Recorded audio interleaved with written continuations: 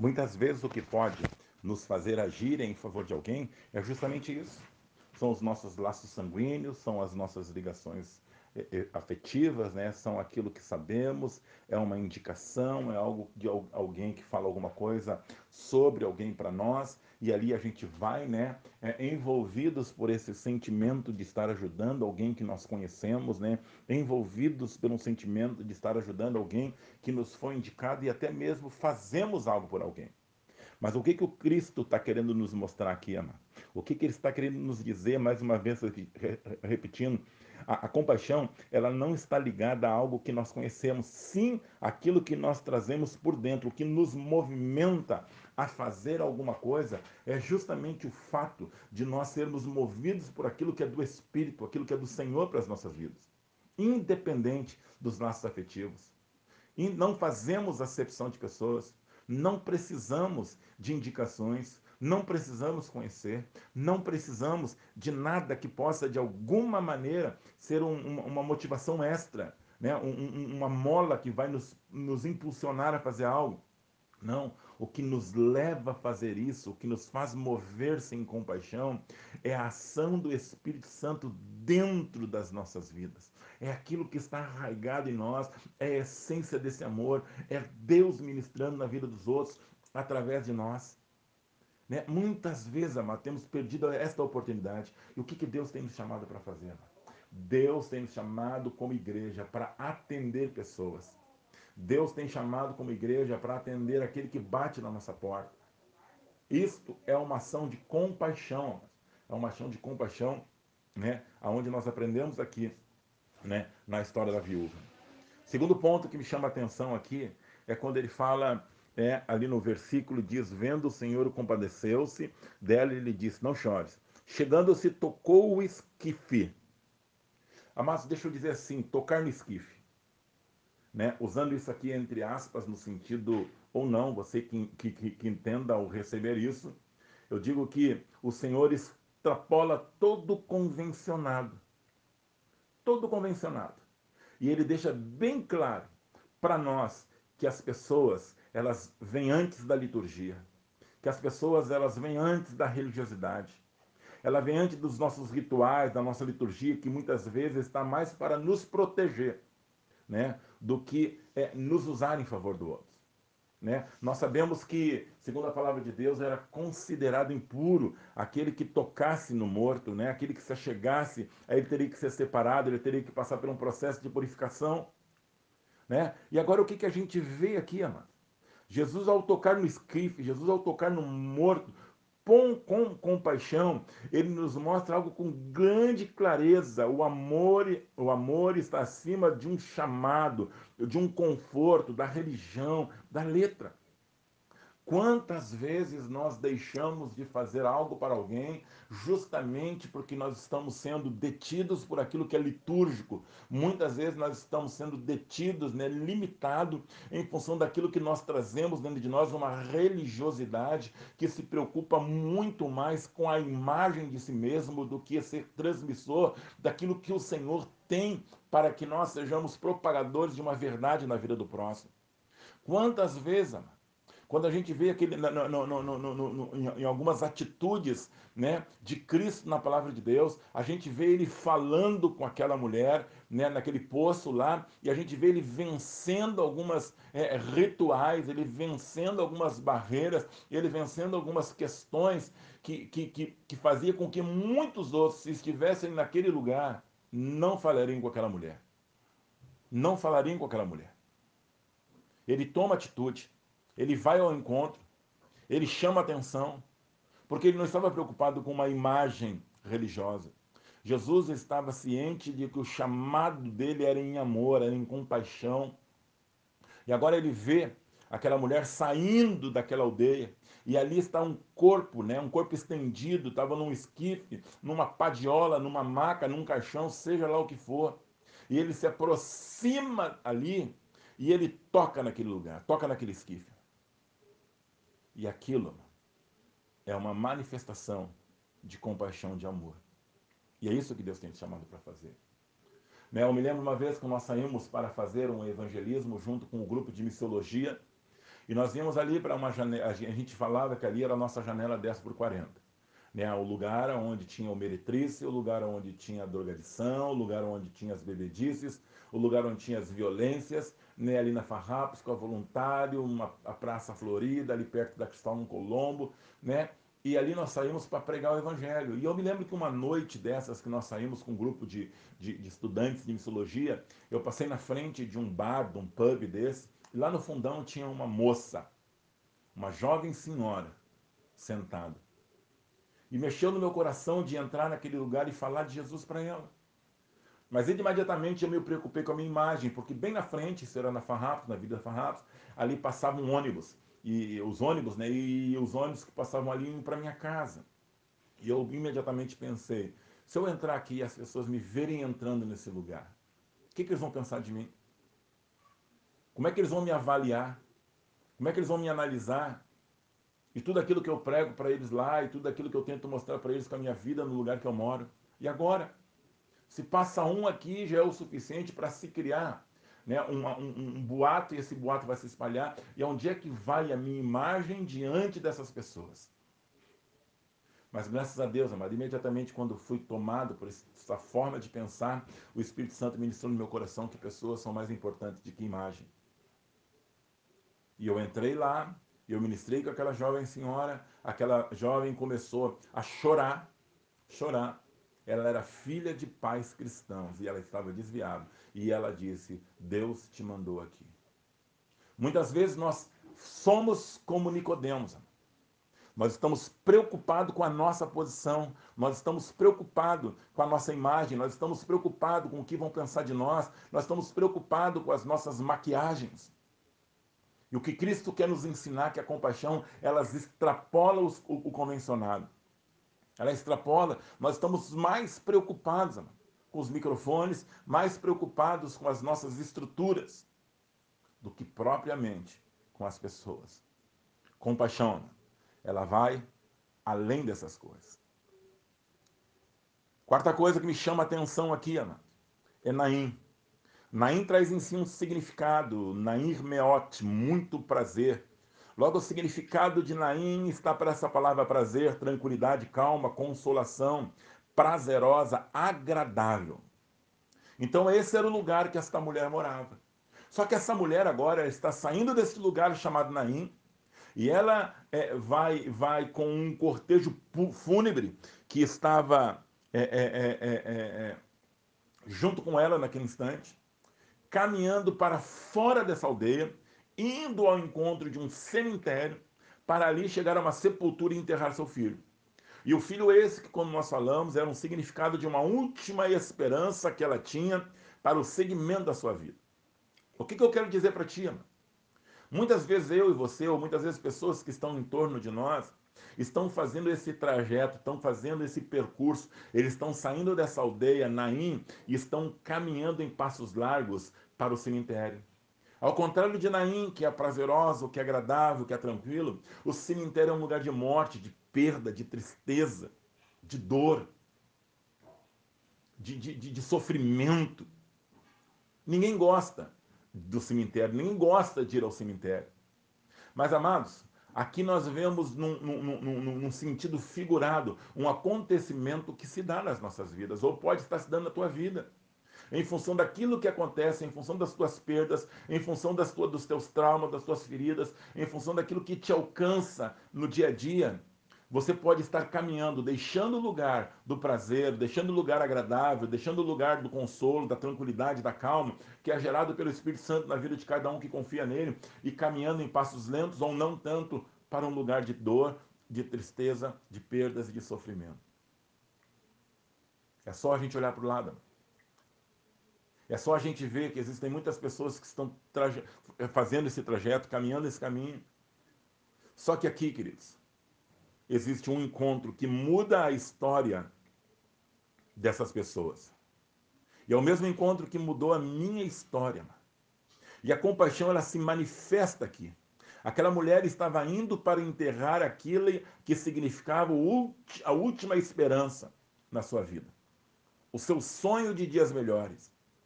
Mas naquele instante, quando ela está saindo daquele lugar, vem de outro, um cortejo, vou falar assim, diferente. Não de morte, mas de vida.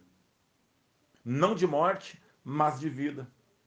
E quando ele se encontra, quando ela se encontra com Jesus e quando Jesus vem, havia no coração do Pai um desejo de restaurar, de avivar a esperança e não deixar ela sair daquele lugar, que era o lugar que ela estava morando, que era o lugar aonde lhe era agradável.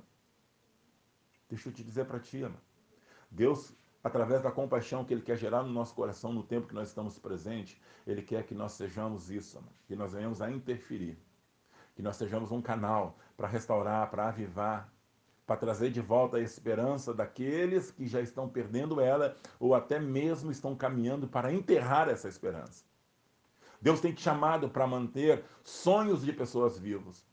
Deus tem te chamado para você ser um fator de restauração, ter a palavra que vai fazer com que a pessoa permaneça no lugar aonde Deus colocou ela. No lugar onde a palavra que você vai dar, a palavra que Deus quer te usar, é aquela palavra que vai fazer com que a pessoa entenda a boa, perfeita e agradável vontade de Deus, e ela não vai sair, ela não vai se locomover deste lugar para caminhar para o cemitério, que é o lugar de tristeza e de perdas, amado. Pense nisso, a compaixão. Quantos estão caminhando do teu lado aí? Quantas pessoas estão caminhando esse trajeto? Quantas pessoas estão saindo de Naim? Quantas pessoas já entraram nas portas do cemitério? Quantas pessoas de alguma forma já estão à beira da sepultura? Mas ainda há esperança. E a esperança está na palavra que Deus colocou no teu coração. E nessa compaixão e nesse amor Deus quer te usar em nome de Jesus. A quinta coisa que me chama a atenção aqui, amados, é que essa viúva não chorava sozinha. Essa viúva, ela não chorava sozinha. Era comum e costume entre os judeus, né, partir com os seus mortos para o cemitério. Primeiro ia a viúva, depois o esquife, multidões, carpideiras, flautistas. Se alguém encontrasse o cortejo pelo caminho, em respeito, se unia, chorava, lamentava e todos iam juntos até o cemitério. Então esse mais ou menos era o comportamento, né, que existia na época. Então aquela mulher agora ela está saindo da sua casa, né, de um tempo de luto. Ela está caminhando, né, acompanhada por aquela multidão, né, todos envolvidos naquele mesmo sentimento, todos envolvidos, né, solidários naquele momento que ela estava passando, batendo as mãozinhas nas costas dela, né, de alguma maneira procurando consolar, outros chorando juntos, outros desesperados. Mas a verdade é uma só, mano. A verdade é uma só. Todos estavam agindo da mesma forma. Todos, a grande maioria, tinham o mesmo sentimento. E o mesmo sentimento era esse. Era um sentimento de morte, era um sentimento de perda. O que aconteceria com aquela mulher quando ela voltasse para casa? Qual seria a situação dela? Como é que ela viveria socialmente agora? De quem ela dependeria? De quem aquela mulher, né, em quem ela poderia se socorrer, amado?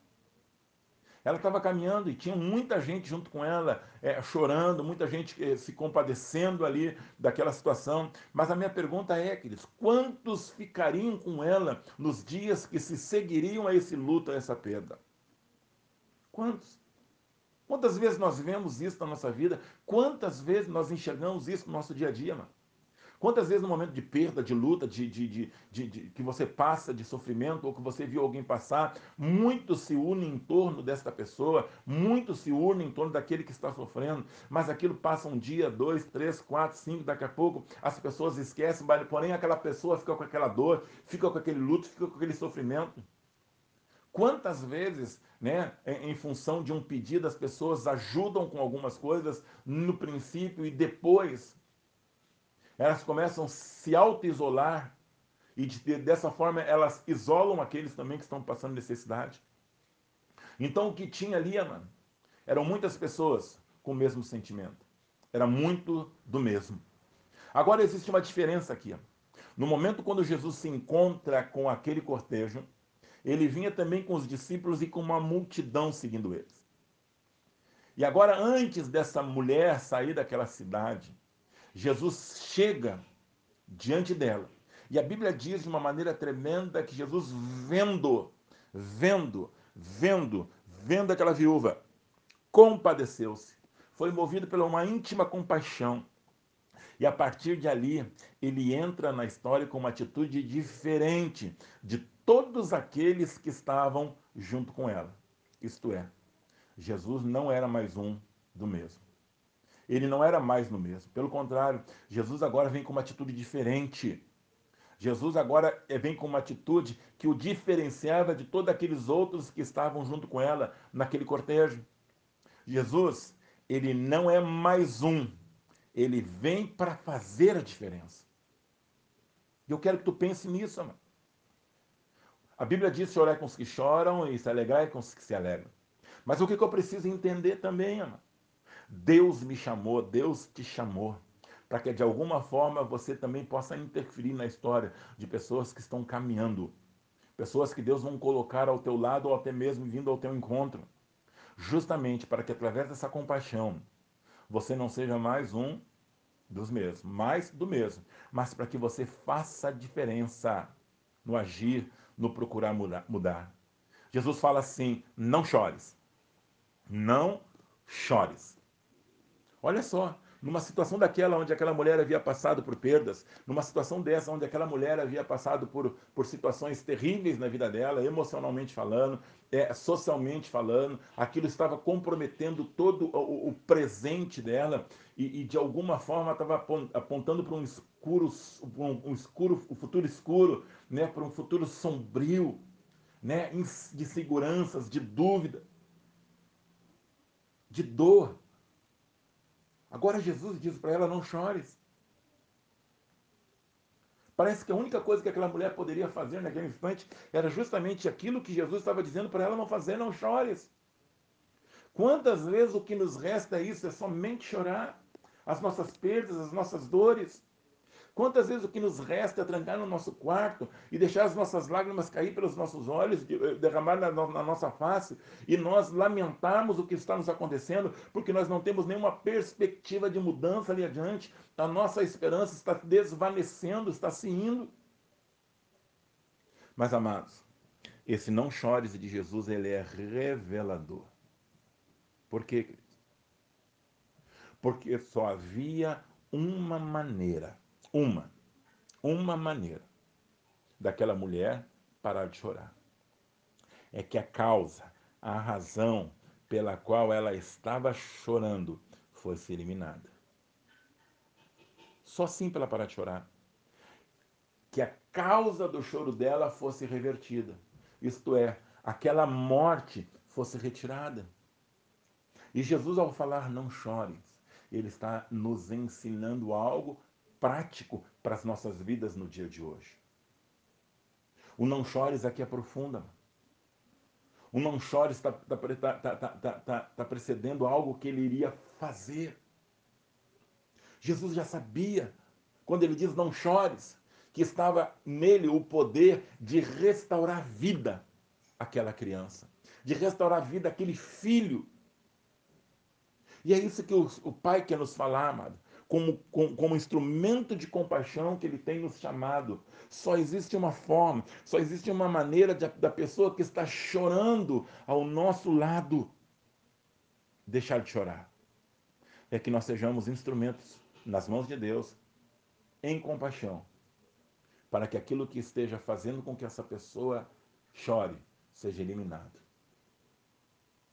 Então tem muitas pessoas hoje que estão chorando por traumas, muitas pessoas que estão chorando por perdas, muitas pessoas que estão chorando porque não têm o que comer, muitas pessoas que estão chorando porque não têm expectativas nenhuma na vida, que não têm esperança, mas Deus me chamou, Deus chamou a igreja para serem fontes de vida, mano. Para que nós possamos chegar nessas pessoas, não só com uma expressão retórica ou uma ministração eloquente dizendo não chores, mas que nós sejamos também o canal que vai reverter a morte na vida dessa pessoa. Queridos, que o Espírito Santo possa nos ajudar para que a gente possa entender o que é a verdadeira compaixão. A verdadeira compaixão, ela vem como uma resposta, é Deus amando através de nós. A verdadeira compaixão é quando nós somos confrontados em relação a coisas que estão acontecendo na vida de pessoas. E isso extrai de nós um movimento prático. A verdadeira compaixão, como vimos aqui, primeiro, ela vai além dos nossos laços afetivos. Ela vai além daquilo que é externo. Ela é uma resposta daquilo que nós trazemos dentro de nós, independente de laços que podem me ligar àquela pessoa. A verdadeira compaixão, ela faz eu extrapolar o convencionado e me ensina e me faz agir e me mostra que as pessoas são muito mais importantes que as nossas liturgias. A verdadeira compaixão, ela traz um significado aonde eu vou me tornar um canal para restaurar sonhos e avivar a esperança na vida daqueles que estão saindo de Naim e indo para o cemitério. A verdadeira compaixão, mano, é essa compaixão que faz com que nós possamos nos tornar não mais do mesmo, mas que nós possamos viver de uma forma a fazer diferença na vida dos outros. A verdadeira compaixão é aquela que atua em favor de eliminar o choro daquele que chora, restaurando, trazendo vida aonde a morte está imperando ou está querendo chegar. Esta é a verdadeira compaixão. E Deus nos chamou como igreja para vivermos esta verdadeira compaixão. Que o Senhor te abençoe em nome de Jesus. Amém.